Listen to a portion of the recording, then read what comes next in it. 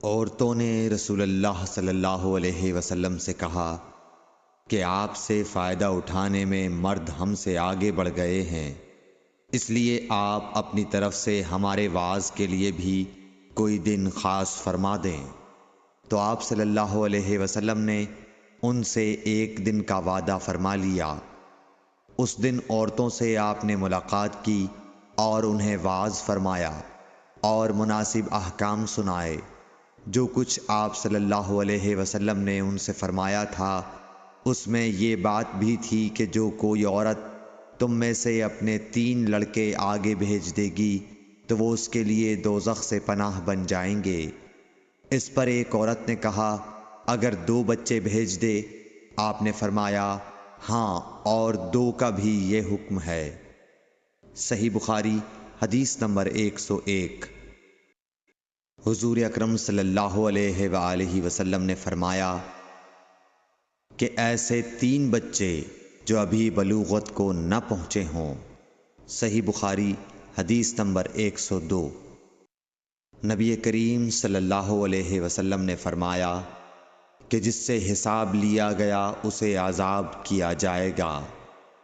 حضرت عائشہ رضی اللہ تعالی عنہا فرماتی ہیں کہ یہ سن کر میں نے کہا کہ کیا اللہ نے یہ نہیں فرمایا کہ عنقریب اس سے آسان حساب لیا جائے گا؟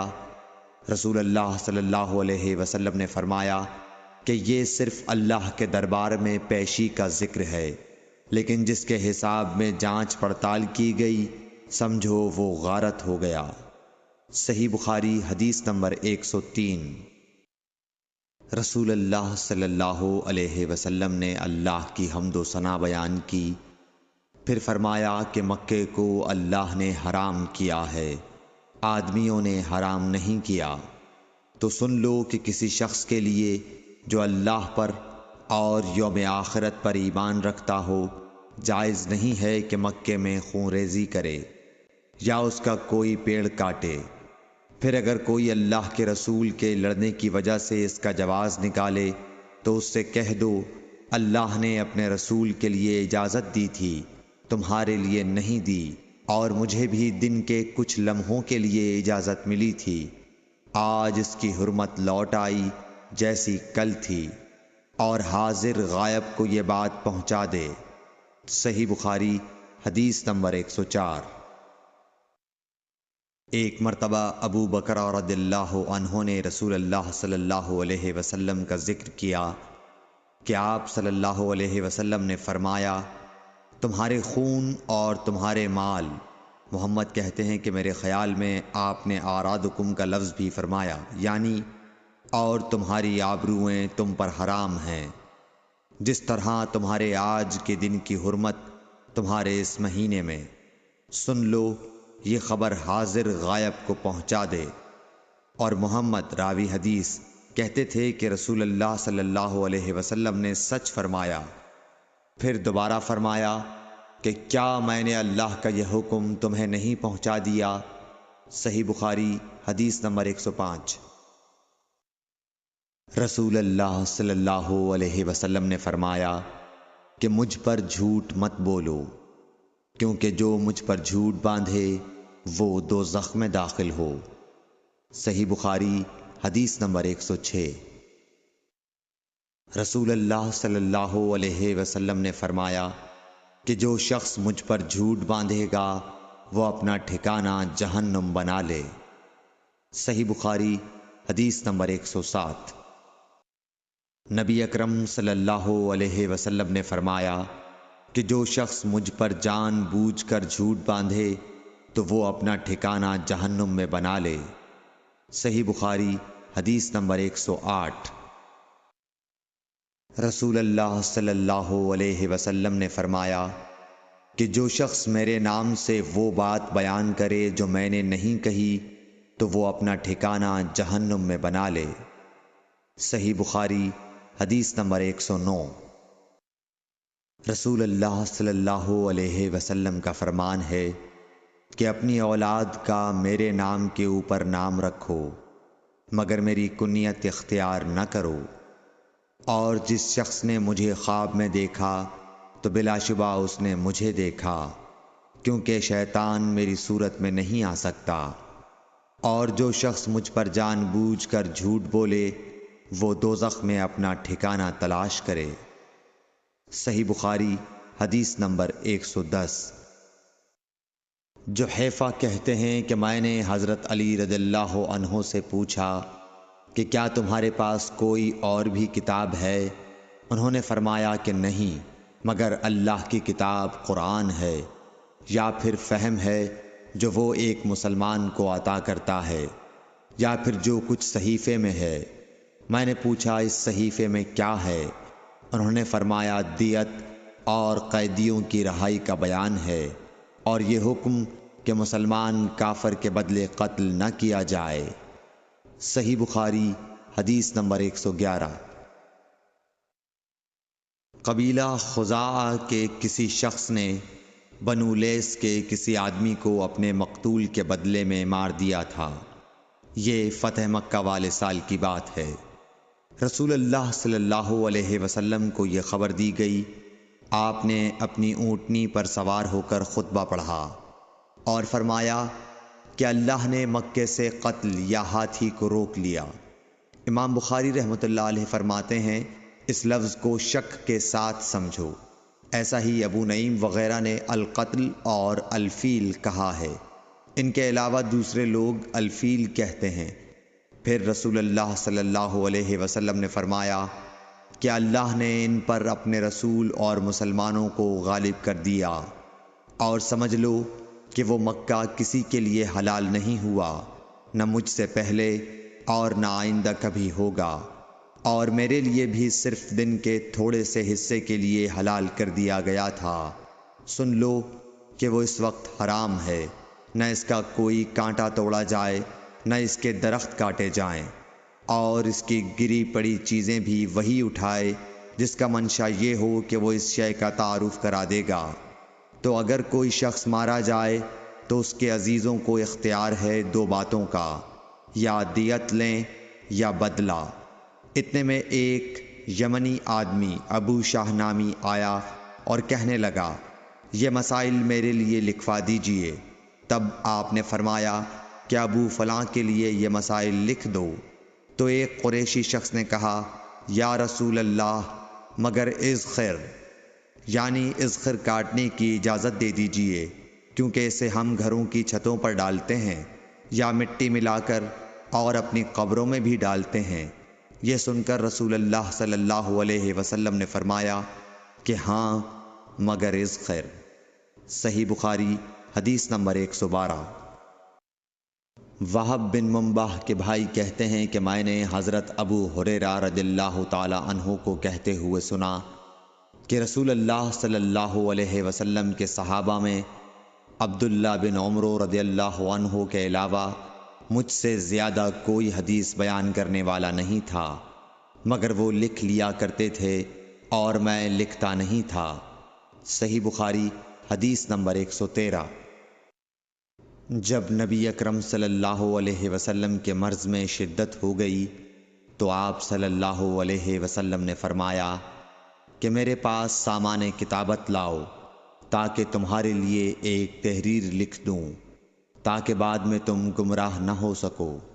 اس پر حضرت عمر رضی اللہ عنہ نے لوگوں سے کہا کہ اس وقت آپ صلی اللہ علیہ وسلم پر تکلیف کا غلبہ ہے، اور ہمارے پاس اللہ کی کتاب قرآن موجود ہے جو ہمیں ہدایت کے لیے کافی ہے۔ اس پر لوگوں کی رائے مختلف ہو گئی اور شور و غل زیادہ ہونے لگا۔ آپ صلی اللہ علیہ وسلم نے فرمایا میرے پاس سے اٹھ کھڑے ہو، میرے پاس جھگڑنا ٹھیک نہیں۔ اس پر ابن عباس رضی اللہ عنہ یہ کہتے ہوئے نکل گئے کہ بے شک مصیبت بڑی سخت مصیبت ہے، وہ چیز جو ہمارے اور رسول کے اور آپ کی تحریر کے درمیان حائل ہو گئی۔ صحیح بخاری حدیث نمبر 114۔ ایک رات نبی کریم صلی اللہ علیہ وسلم نے بیدار ہوتے ہی فرمایا کہ سبحان اللہ، آج کی رات کس قدر فتنے اتارے گئے ہیں اور کتنے ہی خزانے کھولے گئے ہیں۔ ان حجرے والیوں کو جگاؤ، کیونکہ بہت سی عورتیں جو دنیا میں باریک کپڑا پہننے والی ہیں وہ آخرت میں ننگی ہوں گی۔ صحیح بخاری حدیث نمبر 115۔ حضرت عبداللہ بن عمر رضی اللہ عنہ نے فرمایا کہ آخر عمر میں ایک دفعہ رسول اللہ صلی اللہ علیہ وسلم نے ہمیں عشاء کی نماز پڑھائی۔ جب آپ نے سلام پھیرا تو کھڑے ہو گئے اور فرمایا کہ تمہاری آج کی رات وہ ہے کہ اس رات سے 100 برس کے آخر تک کوئی شخص جو زمین پر ہے وہ باقی نہیں رہے گا۔ صحیح بخاری حدیث نمبر 116۔ حضرت عبداللہ بن عباس رضی اللہ تعالی عنہ فرماتے ہیں کہ ایک رات میں اپنی خالہ میمونہ بنت حارث زوجہ نبی کریم صلی اللہ علیہ وسلم کے پاس گزاری، اور نبی کریم صلی اللہ علیہ وسلم اس دن ان کی رات میں انہی کے گھر تھے۔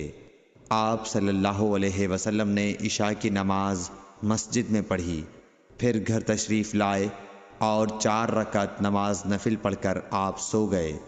پھر اٹھے اور فرمایا کہ ابھی تک یہ لڑکا سو رہا ہے یا اسی جیسا لفظ فرمایا۔ پھر آپ نماز پڑھنے کھڑے ہو گئے اور میں بھی وضو کر کے آپ کی بائیں جانب کھڑا ہو گیا، تو آپ صلی اللہ علیہ وسلم نے مجھے دائیں جانب کھڑا کر لیا۔ تب آپ نے 5 رکعت پڑھیں، پھر 2 پڑھیں، پھر آپ سو گئے یہاں تک کہ میں نے آپ کے خراٹے کی آواز سنی۔ پھر آپ کھڑے ہو کر نماز کے لیے باہر تشریف لے آئے۔ صحیح بخاری حدیث نمبر 117۔ حضرت ابو ہریرہ رضی اللہ تعالیٰ عنہ کہتے ہیں کہ لوگ کہتے ہیں کہ ابو ہریرہ بہت حدیثیں بیان کرتے ہیں، اور میں کہتا ہوں کہ قرآن میں 2 آیتیں نہ ہوتیں تو میں کوئی حدیث بیان نہ کرتا۔ پھر یہ آیت پڑھی جس کا ترجمہ یہ ہے، جو لوگ اللہ کی نازل کی ہوئی دلیلوں اور آیتوں کو چھپاتے ہیں، آخر آیت رحیم تک۔ واقعہ یہ ہے کہ ہمارے مہاجرین بھائی تو بازار کی خرید و فروخت میں لگے رہتے تھے، اور انصار بھائی اپنی جائیدادوں میں مشغول رہتے، اور ابو ہریرہ رسول اللہ صلی اللہ علیہ وسلم کے ساتھ جی بھر کر رہتا تاکہ آپ کی رفاقت میں شکم پوری سے بھی بے فکری رہے، اور ان مجلسوں میں حاضر رہتا جن مجلسوں میں دوسرے حاضر نہ ہوتے، اور وہ باتیں محفوظ رکھتا جو دوسرے محفوظ نہیں رکھ سکتے تھے۔ صحیح بخاری حدیث نمبر 118۔ ابو ہریرہ رضی اللہ عنہ کہتے ہیں کہ میں نے عرض کیا، یا رسول اللہ، میں آپ سے بہت سی باتیں سنتا ہوں مگر بھول جاتا ہوں۔ آپ صلی اللہ علیہ وسلم نے فرمایا، اپنی چادر پھیلاؤ۔ میں نے اپنی چادر پھیلائی۔ آپ صلی اللہ علیہ وسلم نے اپنے دونوں ہاتھوں کی چلو بنائی اور میری چادر میں ڈال دی۔ فرمایا کہ چادر کو بدن پر لپیٹ لو۔ میں نے چادر کو اپنے بدن پر لپیٹ لیا، پھر اس کے بعد میں کوئی چیز نہیں بھولا۔ صحیح بخاری حدیث نمبر 119۔ حضرت ابو ہریرہ رضی اللہ عنہ فرماتے ہیں کہ میں نے رسول اللہ صلی اللہ علیہ وسلم سے علم کے 2 برتن یاد کر لیے ہیں، ایک کو میں نے پھیلا دیا ہے اور دوسرا برتن اگر میں پھیلاؤں تو میرا یہ نرخرا کاٹ دیا جائے۔ صحیح بخاری حدیث نمبر 120۔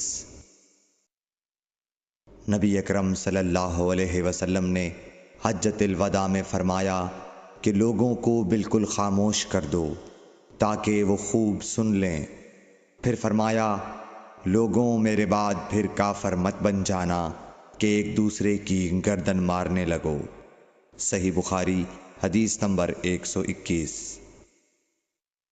رسول اللہ صلی اللہ علیہ وسلم نے فرمایا کہ ایک روز موسیٰ علیہ السلام نے کھڑے ہو کر بنی اسرائیل میں خطبہ دیا تو آپ سے پوچھا گیا کہ لوگوں میں سب سے زیادہ صاحب علم کون ہے؟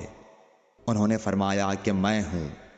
اس وجہ سے اللہ کا غصہ ان پر ہوا کہ انہوں نے علم کو خدا کے حوالے کیوں نہ کر دیا۔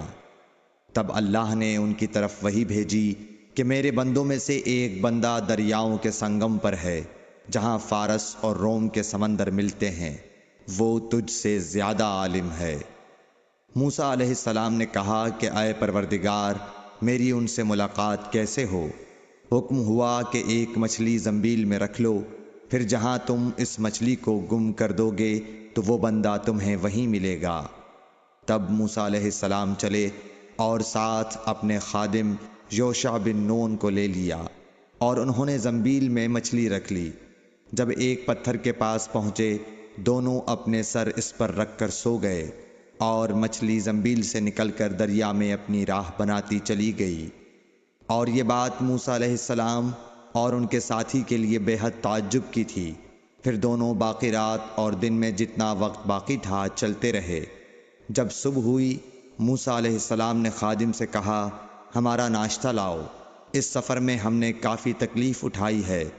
اور موسیٰ علیہ السلام بالکل نہیں تھکے تھے، مگر جب اس جگہ سے آگے نکل گئے جہاں تک انہیں جانے کا حکم ملا تھا، تب ان کے خادم نے کہا کہ کیا آپ نے دیکھا تھا کہ جب ہم صخرہ کے پاس ٹھہرے تھے تو میں مچھلی کا ذکر بھول گیا؟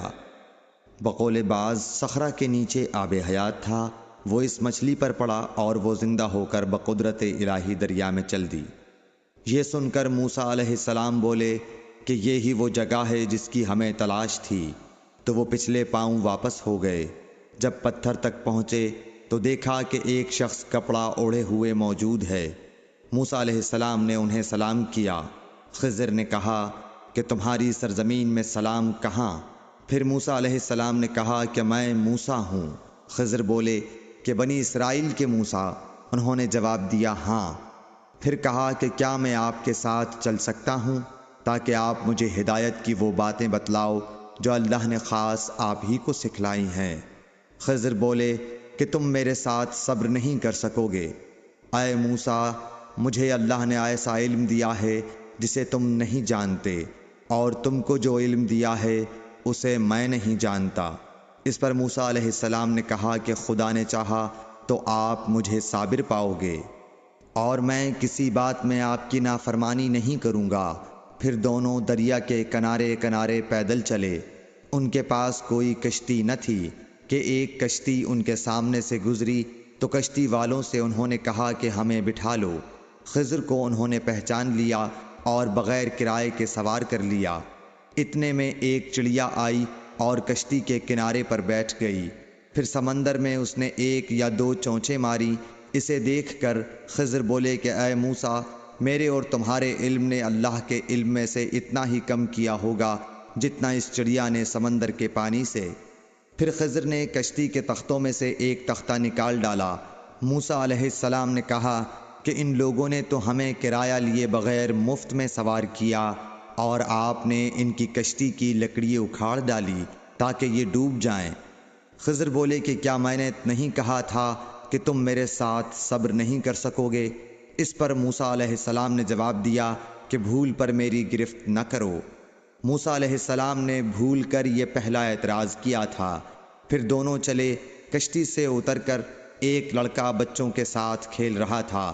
خضر نے اوپر سے اس کا سر پکڑ کر ہاتھ سے اسے الگ کر دیا۔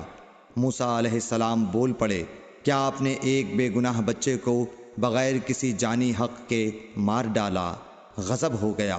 خضر بولے کہ میں نے تم سے نہیں کہا تھا کہ تم میرے ساتھ صبر نہیں کر سکو گے؟ ابن عیینہ کہتے ہیں کہ اس کلام میں پہلے سے زیادہ تاکید ہے، کیونکہ پہلے کلام میں لفظ لکا نہیں کہا تھا، اس میں لکا زائد کیا، جس سے تاکید ظاہر ہے۔ پھر دونوں چلتے رہے، حتیٰ کہ ایک گاؤں والوں کے پاس آئے، ان سے کھانا لینا چاہا۔ انہوں نے کھانا کھلانے سے انکار کر دیا۔ انہوں نے وہیں دیکھا کہ ایک دیوار اسی گاؤں میں گرنے کے قریب تھی۔ خضر نے اپنے ہاتھ کے اشارے سے اسے سیدھا کر دیا۔ موسیٰ علیہ السلام بول اٹھے کہ اگر آپ چاہتے تو گاؤں والوں سے اس کام کی مزدوری لے سکتے تھے۔ خضر نے کہا کہ بس اب ہم اور تم میں جدائی کا وقت آ گیا ہے۔ جناب محبوب کبریا رسول اللہ صلی اللہ علیہ وسلم فرماتے ہیں کہ اللہ موسیٰ علیہ السلام پر رحم کرے۔ ہماری تمنا تھی کہ موسیٰ علیہ السلام کچھ دیر اور صبر کرتے تو مزید واقعات ان دونوں کے بیان کیے جاتے اور ہمارے سامنے روشنی میں آتے، مگر حضرت موسیٰ علیہ السلام کی عجلت نے اس علم لدنی کے سلسلے کو جلد ہی منقطع کرا دیا۔ صحیح بخاری حدیث نمبر 122۔ ایک شخص رسول اللہ صلی اللہ علیہ وسلم کی خدمت اقدس میں حاضر ہوا اور اس نے عرض کیا، یا رسول اللہ، اللہ کی راہ میں لڑائی کی کیا صورت ہے؟ کیونکہ ہم میں سے کوئی غصے کی وجہ سے اور کوئی غیرت کی وجہ سے جنگ کرتا ہے۔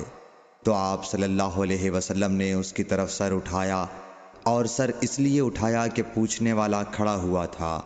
پھر آپ صلی اللہ علیہ وسلم نے فرمایا، جو اللہ کے کلمے کو سر بلند کرنے کے لیے لڑے وہ اللہ کی راہ میں لڑتا ہے۔ صحیح بخاری حدیث نمبر 123۔ رسول اللہ صلی اللہ علیہ وآلہ وسلم سے رمی کے وقت پوچھا جا رہا تھا تو ایک شخص نے عرض کیا، یا رسول اللہ، میں نے رمی سے قبل قربانی کر لی۔ آپ صلی اللہ علیہ وسلم نے فرمایا، اب رمی کر لو، کچھ حرج نہیں ہوا۔ دوسرے نے کہا، یا رسول اللہ، میں نے قربانی سے پہلے سر منڈا لیا۔ آپ صلی اللہ علیہ وسلم نے فرمایا، اب قربانی کر لو، کچھ حرج نہیں۔ اس وقت جس چیز کے بارے میں جو آگے پیچھے ہو گئی تھی آپ سے پوچھا گیا، آپ صلی اللہ علیہ وسلم نے یہی جواب دیا، اب کر لو، کچھ حرج نہیں۔ صحیح بخاری حدیث نمبر 124۔ حضرت عبداللہ بن مسعود رضی اللہ تعالی عنہ کہتے ہیں کہ ایک مرتبہ میں رسول کریم صلی اللہ علیہ وسلم کے ساتھ مدینے کے کھنڈرات میں چل رہا تھا اور آپ کھجور کی چھڑی پر سہارا دے کر چل رہے تھے، تو کچھ یہودیوں کا ادھر سے گزر ہوا۔ ان میں سے ایک نے دوسرے سے کہا کہ آپ سے روح کے بارے میں کچھ پوچھو۔ ان میں سے کسی نے کہا، مت پوچھو، ایسا نہ ہو کہ وہ کوئی ایسی بات کہہ دیں جو تمہیں ناگوار ہو۔ مگر ان میں سے بعض نے کہا کہ ہم ضرور پوچھیں گے۔ پھر ایک شخص نے کھڑے ہو کر کہا، اے ابو القاسم، روح کیا چیز ہے؟ آپ نے خاموشی اختیار فرمائی۔ میں نے دل میں کہا کہ آپ پر وحی آ رہی ہے، اس لیے میں کھڑا ہو گیا۔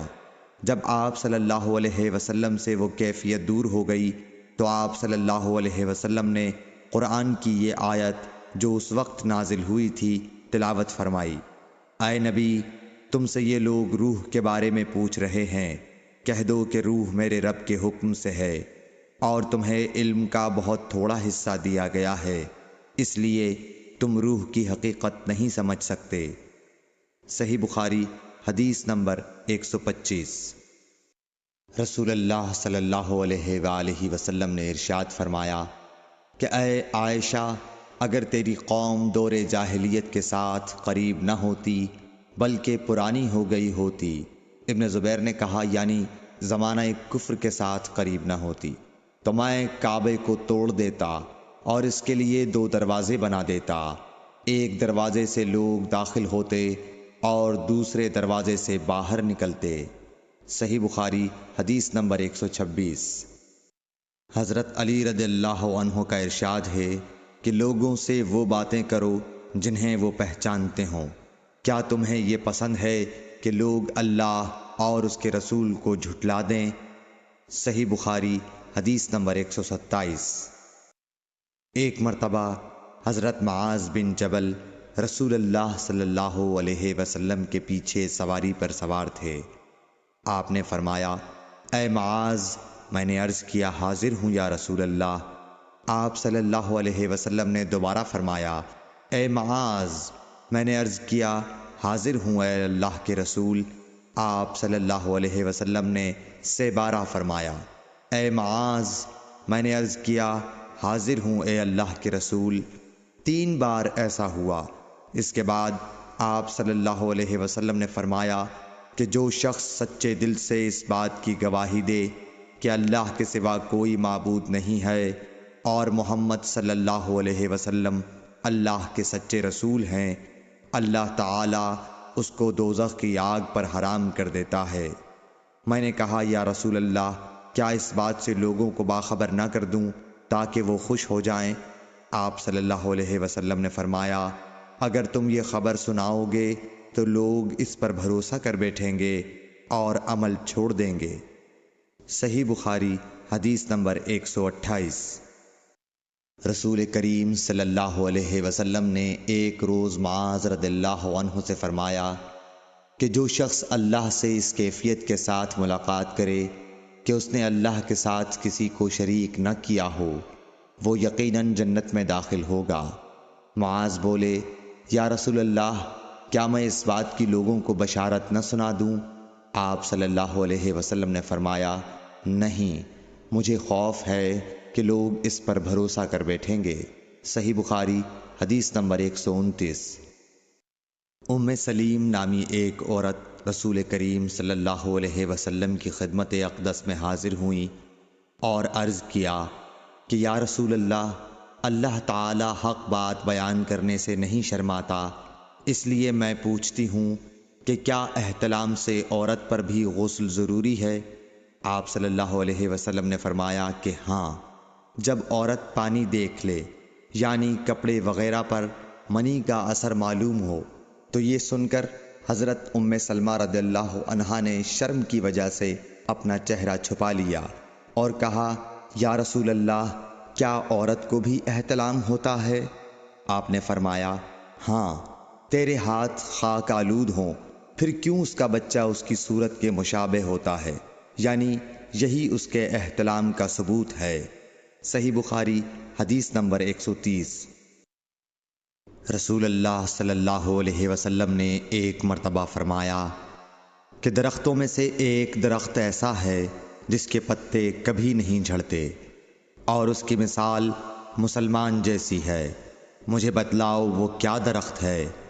تو لوگ جنگلی درختوں کی سوچ میں پڑ گئے، اور عبداللہ بن عمر کے دل میں آیا کہ میں بتلا دوں کہ وہ کھجور کا پیڑ ہے۔ عبداللہ کہتے ہیں کہ پھر مجھے شرم آ گئی اور میں چپ ہی رہا۔ تب لوگوں نے عرض کیا، یا رسول اللہ، آپ ہی خود اس کے بارے میں بتلائیے۔ آپ نے فرمایا، وہ کھجور ہے۔ عبداللہ کہتے ہیں کہ میرے جی میں جو بات تھی وہ اپنے والد حضرت عمر رضی اللہ عنہ کو بتلائی۔ وہ کہنے لگے کہ اگر تو اس وقت کہہ دیتا تو میرے لیے ایسے ایسے قیمتی سرمایے سے زیادہ محبوب ہوتا۔ صحیح بخاری حدیث نمبر 131۔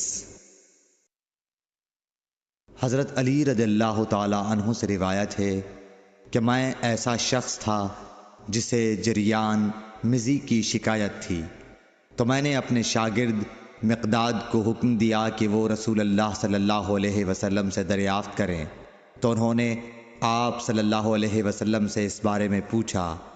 آپ صلی اللہ علیہ وسلم نے فرمایا کہ اس مرض میں غسل نہیں ہے، ہاں وضو فرض ہے۔ صحیح بخاری حدیث نمبر 132۔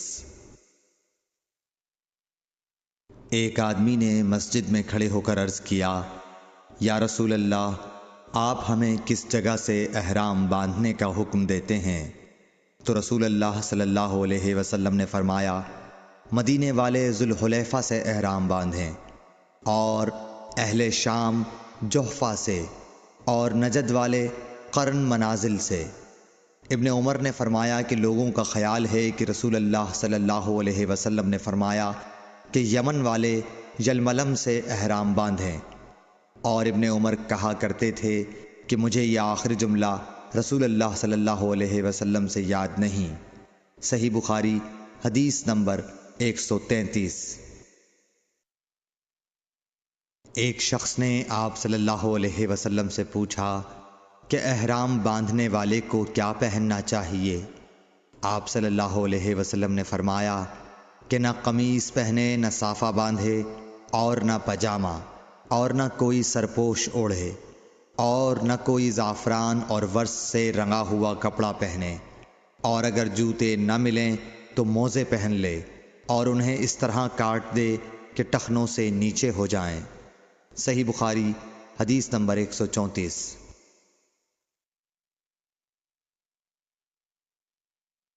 رسول اللہ صلی اللہ علیہ وسلم نے فرمایا کہ جو شخص حدث کرے اس کی نماز قبول نہیں ہوتی جب تک کہ وہ دوبارہ وضو نہ کر لے۔ حضر موت کے ایک شخص نے پوچھا کہ اے ابو ہریرہ، حدث ہونا کیا ہے؟ آپ نے فرمایا، پخانے کے مقام سے نکلنے والی آواز والی یا بے آواز والی ہوا۔ صحیح بخاری حدیث نمبر 135۔ رسول اللہ صلی اللہ علیہ وآلہ وسلم نے فرمایا کہ میری امت کے لوگ وضو کے نشانات کی وجہ سے قیامت کے دن سفید پیشانی اور سفید ہاتھ پاؤں والوں کی شکل میں بلائے جائیں گے۔ تو تم میں سے جو کوئی اپنی چمک بڑھانا چاہتا ہے تو وہ بڑھا لے، یعنی وضو اچھی طرح کر لے۔ صحیح بخاری حدیث نمبر 136۔ رسول کریم صلی اللہ علیہ وسلم سے شکایت کی گئی کہ ایک شخص ہے جسے یہ خیال ہوتا ہے کہ نماز میں کوئی چیز یعنی ہوا نکلتی معلوم ہوئی ہے۔ آپ صلی اللہ علیہ وسلم نے فرمایا کہ نماز سے نہ پھرے یا نہ مڑے جب تک آواز نہ سنے یا بو نہ پائے۔ صحیح بخاری حدیث نمبر 137۔ نبی کریم صلی اللہ علیہ وسلم سوئے یہاں تک کہ آپ خراٹے لینے لگے، پھر آپ نے نماز پڑھی، اور کبھی راوی نے یوں کہا کہ آپ صلی اللہ علیہ وسلم لیٹ گئے پھر خراٹے لینے لگے، پھر آپ صلی اللہ علیہ وسلم کھڑے ہوئے، اس کے بعد نماز پڑھی۔ پھر سفیان نے ہم سے دوسری مرتبہ، ابن عباس رضی اللہ تعالی عنہ کہتے تھے کہ ایک مرتبہ میں نے اپنی خالہ ام المومنین حضرت میمونہ کے گھر رات گزاری تو میں نے دیکھا کہ رسول اللہ صلی اللہ علیہ وسلم رات کو اٹھے۔ جب تھوڑی رات باقی رہ گئی تو آپ صلی اللہ علیہ وسلم نے اٹھ کر ایک لٹکے ہوئے مشکیزے سے ہلکا سا وضو کیا۔ عمرو اس کا ہلکا پن اور معمولی ہونا بیان کرتے تھے، اور آپ کھڑے ہو کر نماز پڑھنے لگے تو میں نے بھی اسی طرح وضو کیا جس طرح آپ صلی اللہ علیہ وسلم نے کیا تھا، پھر آ کر آپ کے بائیں طرف کھڑا ہو گیا۔ اور کبھی سفیان نے ان یسارہ کے بجائے ان شمالہ کا لفظ کہا، مطلب دونوں کا ایک ہی ہے۔ پھر آپ صلی اللہ علیہ وسلم نے مجھے پھیر لیا اور اپنی داہنی جانب کر لیا، پھر نماز پڑھی جس قدر اللہ کو منظور تھا، پھر آپ لیٹ گئے اور سو گئے حتیٰ کہ خراٹوں کی آواز آنے لگی۔ پھر آپ کی خدمت میں مؤذن حاضر ہوا اور اس نے آپ کو نماز کی اطلاع دی۔ آپ صلی اللہ علیہ وسلم اس کے ساتھ نماز کے لیے تشریف لے گئے، پھر آپ نے نماز پڑھی اور وضو نہیں کیا۔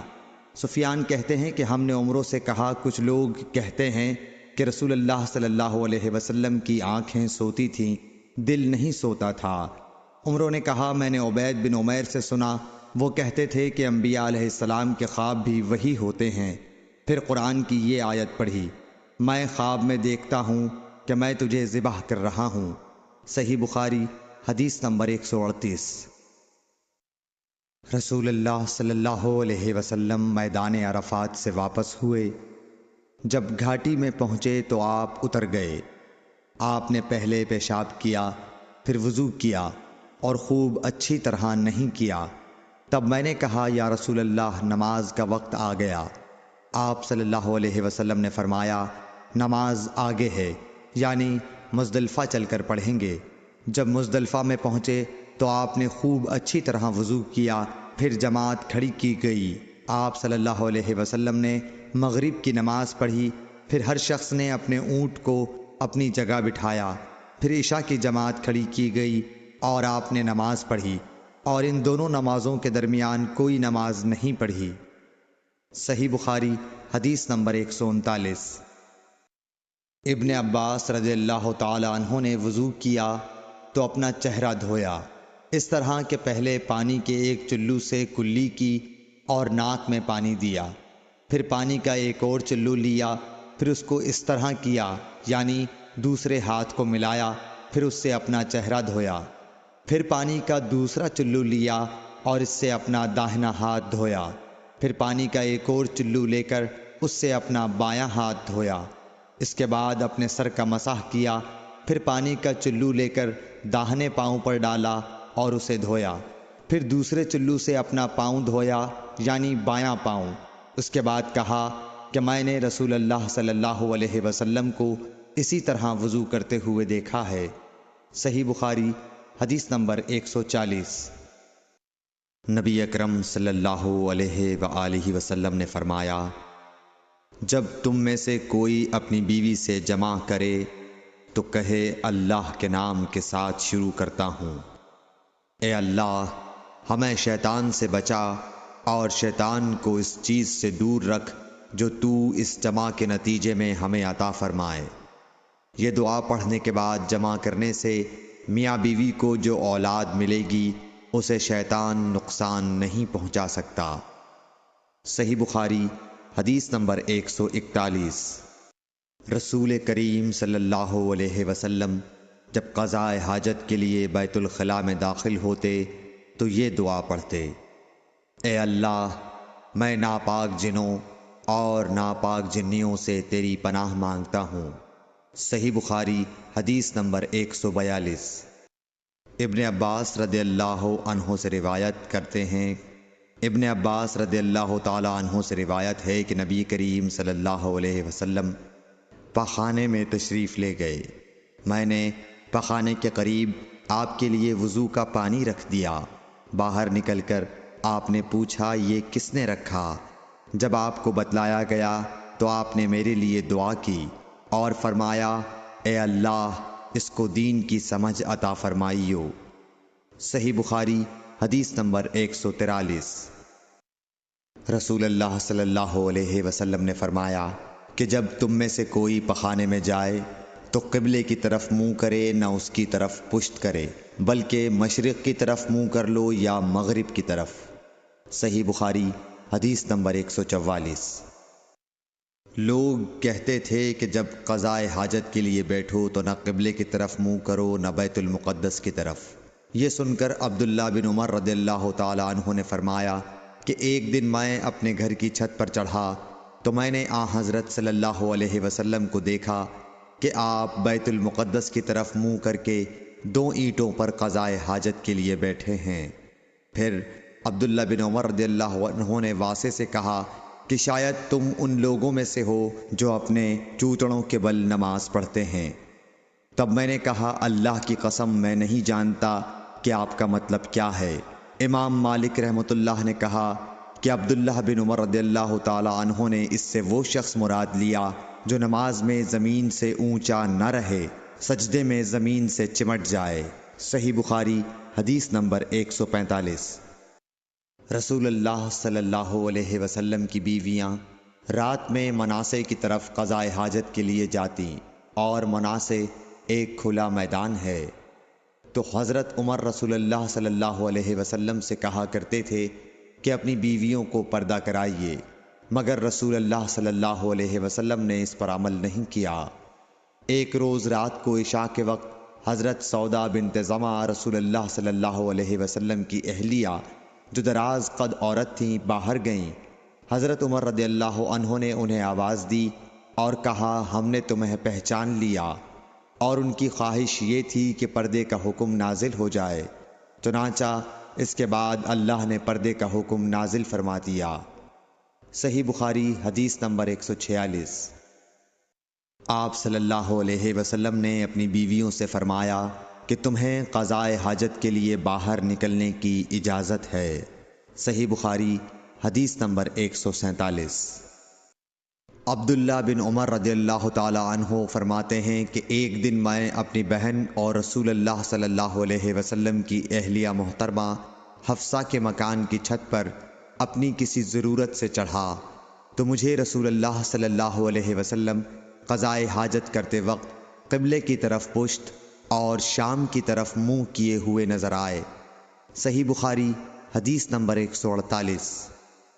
عبداللہ بن عمر رضی اللہ تعالی عنہ نے خبر دی، وہ کہتے ہیں کہ ایک دن میں اپنے گھر کی چھت پر چڑھا تو مجھے رسول اللہ صلی اللہ علیہ وسلم 2 اینٹوں پر قضاء حاجت کے وقت بیت المقدس کی طرف منہ کیے ہوئے نظر آئے۔